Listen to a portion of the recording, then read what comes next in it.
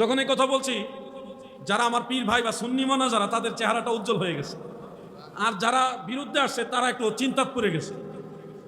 উনি এত কষ্ট করে আবারত করে করে শুনালেন, আর আমি বলছি এটা 600 বছর আগে বাতিল হয়ে গেছে। এই কথা বলার পরেই উনি আমাকে একটু রাগান্বিত হয়ে বলছেন, মুফতি আনোয়ার সাহেব উনি ভালো আলেম, যদিও কওমি ঘরানার আলেম, তো আমি আলেমদের সম্মান করি, তার আকিদার সাথে আমার আকিদা মিল নাই, কিন্তু সে একজন মানুষ, তাকে সম্মান করি। হয়তো আল্লাহ কবুল করলে একদিন সুন্নি জামাতে আসতেও পারে, আমরা খারাপ ব্যবহার করতে রাজি না। তো মুফতি আনোয়ার সাহেব একটু একটু গম্ভীর স্বরে বলতেছেন, 600 বছর আগে ফতোয়া বাতিল হয়ে গেছে, আপনি কিভাবে বললেন, এটার দলিল কি?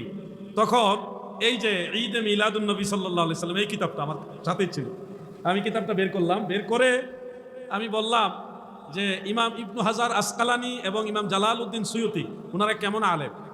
আনোয়ার সাহেব বলতেছেন, আল্লাহু আকবার, ওনারা অনেক বড় আলেম, ওনারা তো আমাদের আকাবি, ওনাদের সাথে আমাদের তুলনা হয় কি? কোনোদিনও তুলনা হবে না। ওনারা তো বড় বড় ইমাম, হাস্তি, হাফিজুল হাদিস, মুজাদ্দিদ ছিলেন দুইজনই। ভূয়সী প্রশংসা করলেন। আমি ওনাকে বললাম, আল্লাহ আপনার হায়াত দারাজ করুক, আপনি সত্য কথাই বলেছেন, ওনারা অনেক বড় আলেম, ওনারা হাফিজুল হাদিস, দুইজনই মুজাদ্দিদ ছিলেন, দুইজনই বিখ্যাত ইমাম ছিলেন, সর্বজন মান্যবর ইমাম। ওনারা দুইজন তাজউদ্দিন ফাকিহানি মালিকি সাহেবের ইন্না আমালাল মাউলুদ বিদআতুল মাজমুমা, বিদআতুল মাজমুমা, এই ফতোয়াকে রদ করেছেন 600 বছর আগে ইবনে হাজার আসকালানি, আর ইমাম জালালউদ্দিন সুয়ুতি করেছেন ওনার সময়ে। এই দেখেন কিতাব থেকে আবারও বের করে আমি এবার ওটা দেখাইলাম। এরপরে আমি বললাম যে ওনারা দুইজন শুধু তাজউদ্দিন ফাকিহানি মালিকির ফতোয়াকে রদ করে নাই, বাতিল করে নাই, বাতিল ঘোষণা দিয়ে ক্ষান্ত হয়নি। قد استخرج له الحافظ ابن حجر اصلا من السنه وكذا الحافظ السيوطي قدس سره।